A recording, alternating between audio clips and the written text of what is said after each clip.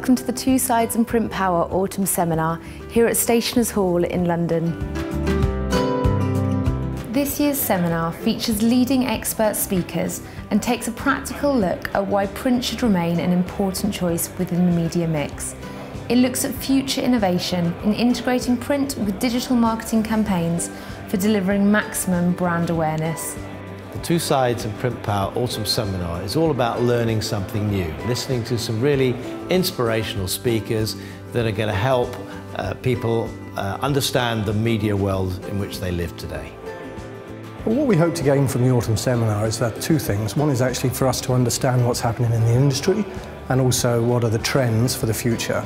And the second one is actually for helping our customers, because obviously we sell to printers, and if we can actually explain to them some of the trends, it can help us in justifying them purchasing new equipment from us to address the new markets. Campaigns like this are hugely important. We've been supporting Two Sides since its conception in 2008, and they've done significant work in dispelling the myths and presenting the facts over the environmental issues surrounding the use of paper. To get across the arguments of why paper is actually still green, what paper can do for everybody and what the benefits of printing are so important, because there is so much misinformation that it's important to counter that. Well, the BPIF supports the Two Sides and Print Power campaign because there's a wealth of information, and members do need that information when they're talking to customers on a daily basis. The information you get from the Two Sides website is that information about recycling print power. Again, it gives the evidence for our members to pass on to the customers about the power of print. We've struggled to get that information from one source in the past. The Two Sides and the Print Power campaign offers that website where you can get that information from.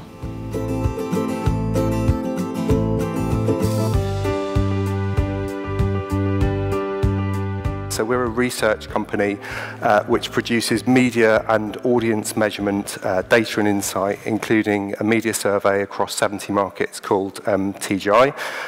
But I just thought I'd highlight for you how some of our clients use insights across the group to measure print in all its different formats and to highlight some of the strengths of the medium. As consumers, we appreciate the different content opportunities for what they are, whether that's snacking on the news stories on your way into work, looking at a website during the day for celebrity news as a bit of a wind down, or making time for yourself, an appointment with yourself to sit down and pore over a long considered thought piece in the print product. And as readers, we appreciate that these different interactions fulfill different roles and different need states. Radio and cinema were supposed to have been killed off by TV years ago, and we do love to predict the death of everything, don't we? So in truth, paper products will continue to play a fundamental role as part of our overall media consumption alongside traditional social and other digital media. 146 million adults, or nearly 7 in 10 of us, still read a newspaper once a week or more, with Germany particularly strong at 87% reach. And of course, in the UK, NRS have recently released new NRS pad figures fusing Comscore's PC and mobile panel data with NRS readership to deliver overall audiences far bigger than newspapers ever did, even at the peak of their circulation in the 50s. So that means they're reaching more people now than they ever have before. But why clients really value TGI is its ability to tell the story about your target audience or your media, and I include all types of print media within that, in a compelling way. So we create a range of different segmentations and cluster groups for clients using advanced statistical techniques, and we also give clients the tools within the software to create quite sophisticated groups on the published data. So an agency will often do their strategic planning based on a TGI segmentation or cluster group, and this is typical of the kind of work that you see. I've come to present to you a report that we did for the Stationers Company, which is industry-wide, so it's been involved with Print Power and the paper associations as well indirectly. But we think in 2017 there will be a culmination of an economic downturn, a culmination of a digital consolidation, and a massive impact for us in our industry. And we believe that that actually be the start of what we call the reinvention of print. print in a digital-first world. Many talk about the death of this industry, but I want to discuss the durability of print instead. And I'm going to put to you 8 challenges which will determine that durability or not. The first challenge is to embrace digital. Don't fight it. 2, know more about digital than digital knows about print. The challenge for print is to become an integral and valuable part of the digital process and find new and better connections to digital rather than act in a separate universe. Be more creative with print applications. Think outside the box. Mix digital in with print and harness digital. Mobile print, for example, printing from mobile devices, smart labels, augmented reality, interactive magazine covers, image and text recognition too, etc. 4, be confident and honest about paper qualities. Paper can engage and hold and provide depth for content providers like no other medium. 5, match the content to the medium. Content is king, but the challenge is to create the content and present that content in a way that only paper does and that paper does best. And that is a big challenge. Aim for value rather than volume. Digital media is swamping the world with cheap zettabytes of data. Paper's whole picture for the future is about offering a deeper experience than digital. Develop the metrics to improve engagement. To establish the value of paper will be more essential than ever. I think there's more in this than meets the eye. There's a need to develop the quality-related matrix to prove engagement compared to the traditional volume-related metrics of the past. For paper, it's all about engagement and trust. That's what we have. The real power of print is its ability to hold and engage audiences. And the main challenge now is to prove that the value of paper is worthwhile in a cost-cutting world that is increasingly focused on digital media and mobile digital in particular. And finally, the last challenge is to reinvent paper and reinvent itself in a digital-first universe. It's a tricky time in print, but it's not all bad. When we look at single-issue newsstand sales, we sell 40 times more copies in print than we do digital. So 40 more people buy a print copy of The Economist than download it from the App Store for one issue. We are a magazine, we're in that kind of keepable section, and so while we have grown slightly in print, 8% over the last few years, this is UK only, we've also had that growth in digital, but they've been growing at the same time, they've been growing together rather than having this massive loss in print. For the first time in 170 years, we're going to create new content. This is an app, which is a daily app. It's going to be a series of 5 or so stories and a couple of charts, and it will refresh every morning. We believe passionately in print, and we aim to create digital vehicles that emulate the print experience. So this is finishable, what we like to call it. It's not like the website where you can keep reading forever, find new constant updates and new stories. This is a closed loop of 5 or so stories. It's finishable. You finish it, you carry on with the rest of your day. And that's because we believe that keepable is important. But a lot of the brain is involved in tactile processing. Touch is important. It's an interesting thing, touch, because it's the most necessary of our senses. It's the thing that grows first, and it never turns off, it never takes a break. When your other senses fail, it's still there. So it's the thing that deep roots our connection to the rest of the world. So it's massively important. And it plays, obviously, to the hands of print. Where The Economist feels print plays best. It creates things which are keepable. So the magazines that we collect become archives, become piles of papers that sit in offices, that sit in people's bedrooms, that sit on desks and on filing cabinets.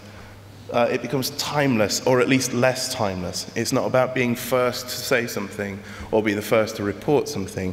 It's about creating something that is universal, or at least usable for the future, so that it's worth keeping.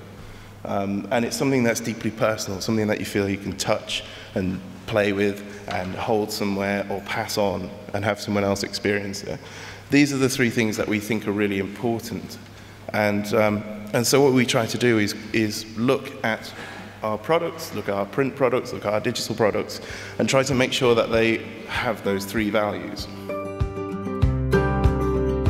We know how good print is. But some of these 27-year-old and younger marketeers who have just come from college just don't engage with print. They're digital natives. I believe we are on the cusp of the renaissance of print. I don't believe we'll have to wait till 2017 for that to happen. I think we can do it next year. We can make print relevant again, totally relevant in this digital age. We can make print appeal to all the age groups. We have the QR code here. Most QR codes these days are actually infringing patent. You cannot send a QR code to anything but the final destination anywhere in the world now. A company called Neomedia had their patent reinstated. So please, be very, very careful what you do with QR codes or you may be sued. Then we have augmented reality, which is a wonderful technology. And statistically, if you think AR isn't going to go anywhere, Juniper Research recently came out with a stat that currently the AR market is worth $300 million a year. By 2017, they're projecting it to be $5.2 billion by 2017. It's happening. It's happening before our very eyes, literally.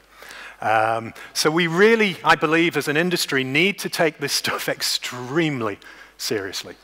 There is another technology called intelligent print recognition, the system and method of embedding and linking user-generated content into printed media via phones, tablets, and wearable devices. And what that means is that any print, be it packaging, billboards, T-shirts, mailers, brochures, absolutely anything, can now be the conduit of things like video user reviews. If you're looking at packaging, you'll be able to hold your phone to it and see what other people thought about that particular product and see multiple responses. Greeting cards, that staple of what we do, 10 billion of them between the UK and the US. You can now record a video into a conventionally printed greeting card you bought in the garage and hand it over to somebody and they can see the video that you made. The humble business card could now contain a little video about you, the person. And not only you, the person, but a video targeted at the individual recipient through the use of codes. I don't think we have to hide behind this digital thing. I think we should embrace it. We should be able to put print back at the top table. Why not? Because every single incidence of print can now be completely and utterly digital in the mobile world.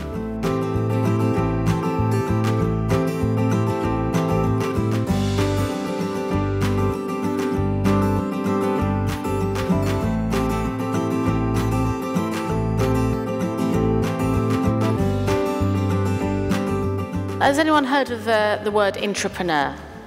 It's basically an entrepreneurial spirit and attitude, but not working for yourself, but you're working for a very large organization, and but you have those tendencies and you operate exactly like an entrepreneur. Some people love you, some people not so much, but that's the kind of the space that I inhabit doing labs.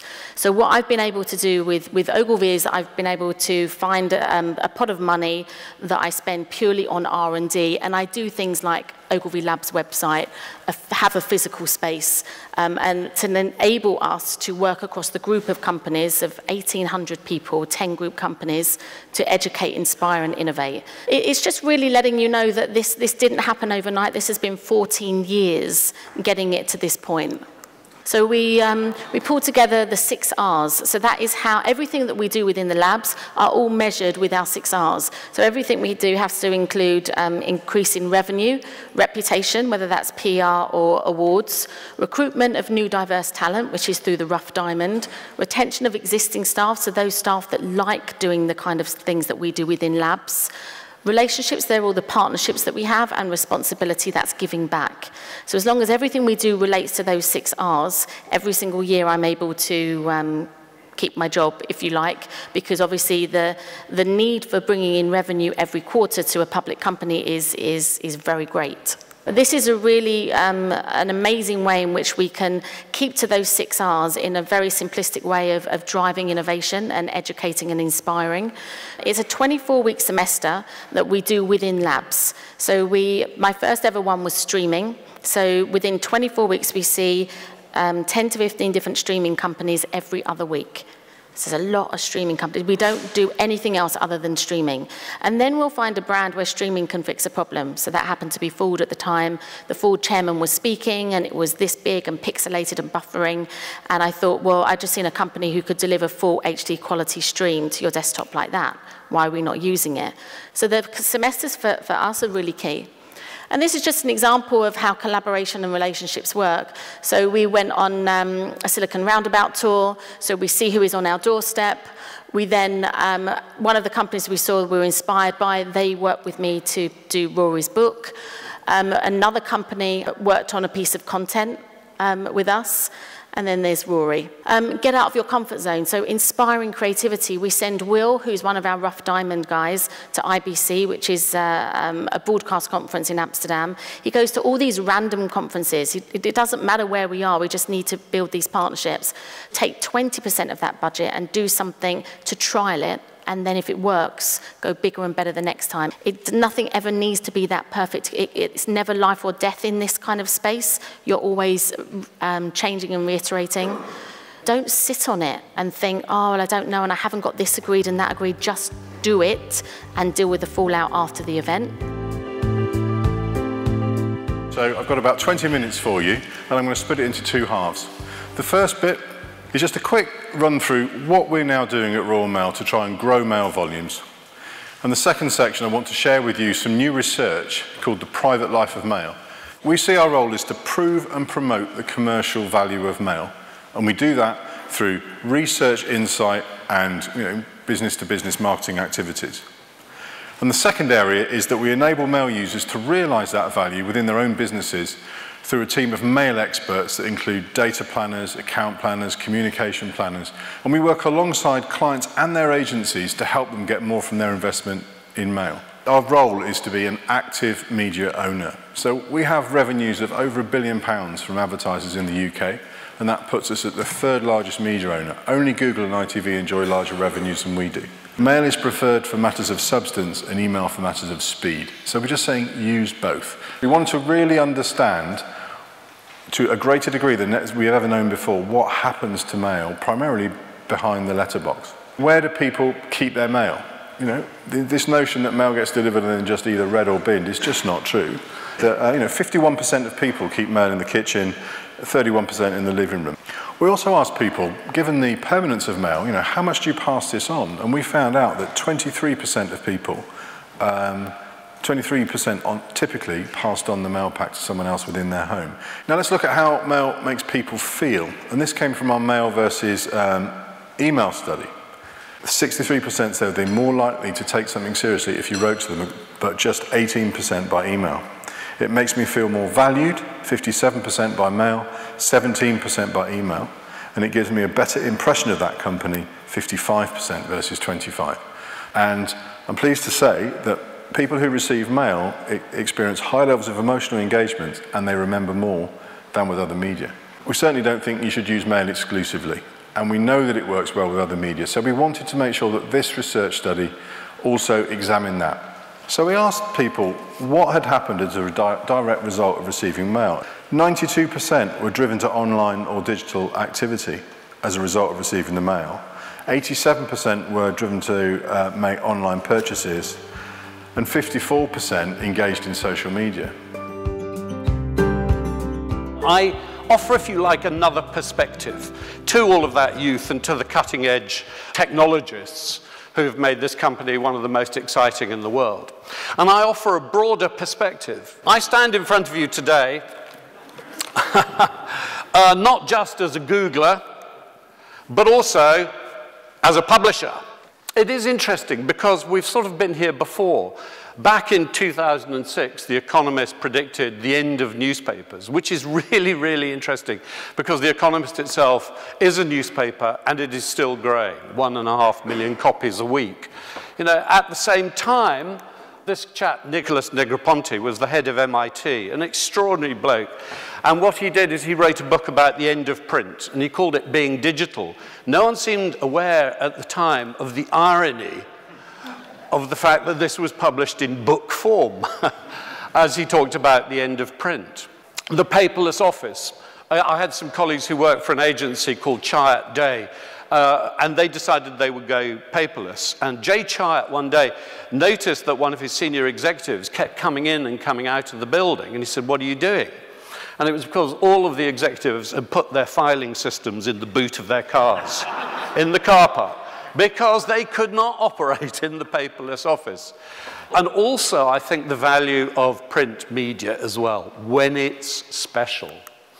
And it's special because it's tactile. It's special because certainly direct mail is the only one of the media that actually touches all 5 senses.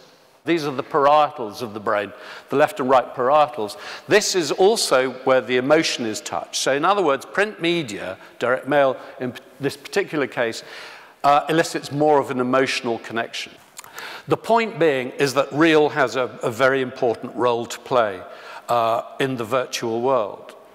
You know, but I would love to see the print industry itself developing R&D labs. Certainly in the advertising industry, what I find extraordinary is that of all the media, print has been the dullest until very, very recently. This is Nivea, and in Brazil, their promise is you can stay longer on the beach with Nivea suntan lotion. So they created a press ad where these are miniature photovoltaic cells, so you can plug in your mobile phone so it doesn't run out of juice, so you can stay longer in the sun. And here was a press ad they created out of a fashion magazine. It's got a little hole cut in it. You can't quite work that out until you see the instructions on the inside back cover of the magazine. You roll up the magazine, you put your iPhone, and then what it does is it amplifies the music. So it's created speakers out of nowhere. QR code here allows you to record a video, so as you send your Christmas parcel, you know, at the other end, they can scan the QR code and they get a 20-second video of you saying, "Happy Christmas, Mum," or whatever it might be. Yes, you can even eat it. I mean, this is the Land Rover handbook in Dubai, where if you get lost in the desert and you're stranded, you can eat the handbook and it'll keep you going for the 48 hours. I just want to wind up by saying that the real thing about digital and its relationship with print is data. You know, so actually what digital is telling you are things about your customers, about your users you never knew before. It's allowing you to segment in ways that were unimaginable just 10 years ago. And what that means, if you're clever and if you're talking to the right people, is you're saving a lot of money and making money at the same time. So just wrapping up, for me, mail is increasingly becoming premium. What I wanted to do this afternoon was just to remind you of 3 big trends which I think are really important for business, and then to look at how that is creating a whole wealth of opportunity for brands. At Forum for the Future, and I guess the clue is in our name, we collect trends. We spend our time scouring for trends, looking at also things called weak signals, so innovations that are happening today.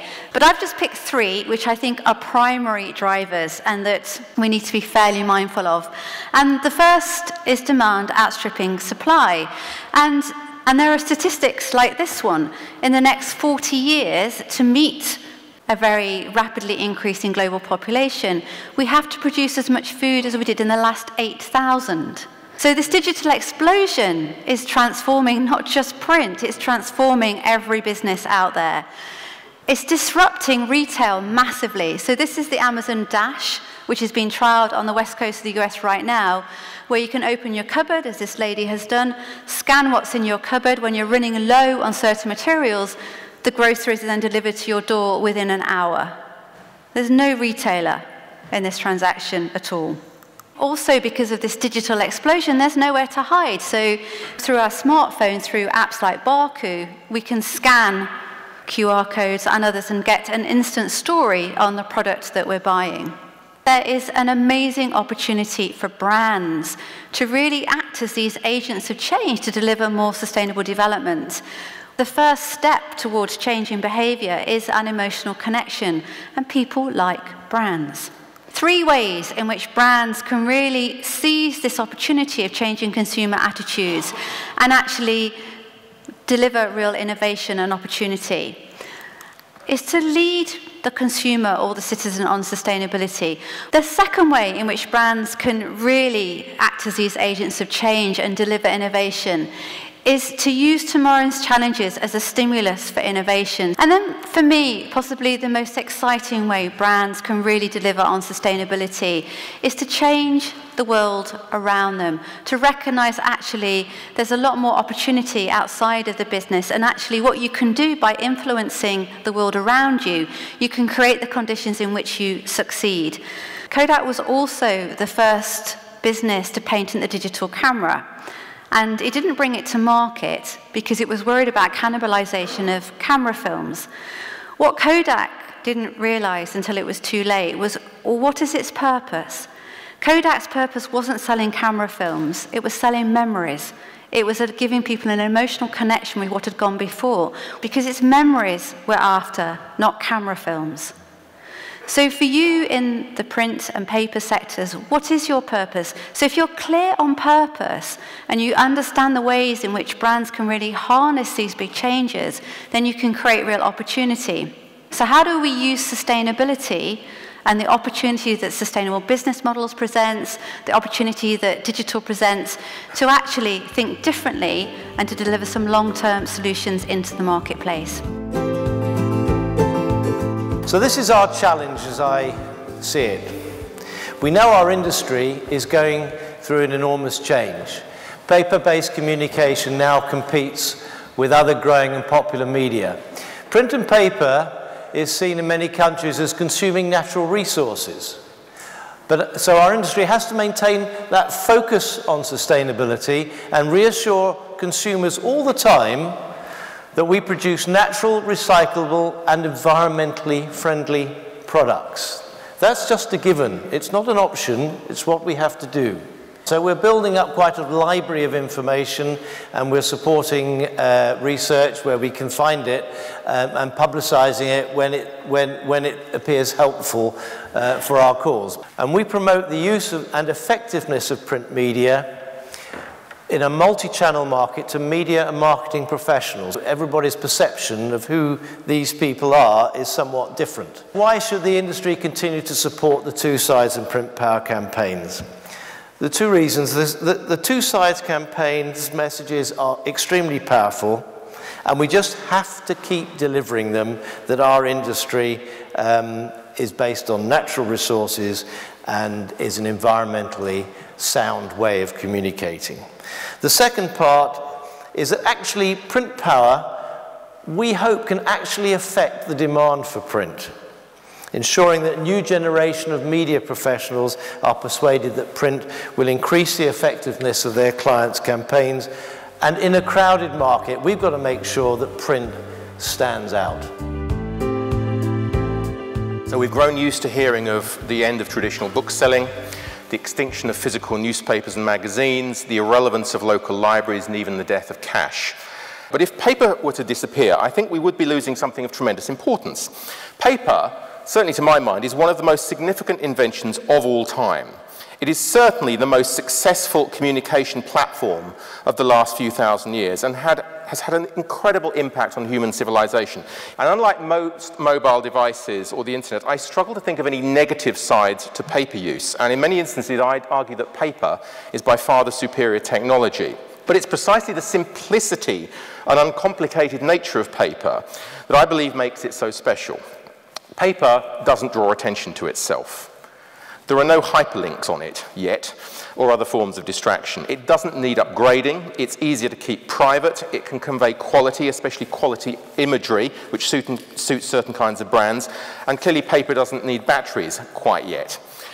Paper is also, don't forget, an immensely stable format. You can still read a book printed 500 years ago because the hardware hasn't changed. The other thing is paper is tactile and sensory, and this has been touched on as well earlier on. It's very pleasing to the eye, but it's also very pleasing to the hands and even the nose. If you look at sales of fountain pens and quality writing paper, these are doing extremely well, which sounds counterintuitive. And I think this is paper as craft, but it's also paper as an antidote to a rather frantic future. Another thing I think we must remember is that once you connect a book, a newspaper or a magazine to the internet, it can read you as well as you it. Now this could be a very good thing. Publishers will have a much better idea of when their books are read. could be incredibly useful in schools. Teachers would have a fairly good idea of who's struggling in class.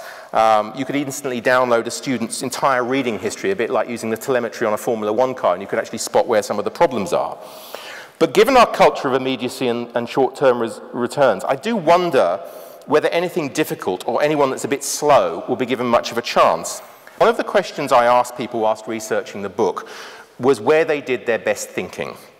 And I spoke to roughly 1,000 people of all ages, genders, professions, geographies, and not a single person mentioned digital technology. In fact, it was the absence of digital devices that really stood out for me. The response rate, as I said on the emails, was absolutely pathetic. I tried some cold phone calls, and these didn't fare any better. People don't take phone calls anymore, apparently, from people they don't know. The response rate of the typed letters was fairly significant. It was 38%. I mean, I was expecting about 5 or something, so 38% to typed letters.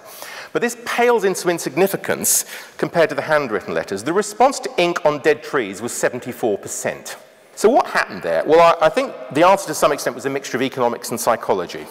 You'd be very brave or very foolish indeed to predict with absolute certainty what's going to happen to paper or the paper and print industries. We just don't know. What I think is relatively certain is that the future is very unlikely indeed to be either or. I think the future will be screens and paper. It's all about understanding particular strengths and weaknesses and getting some kind of balance.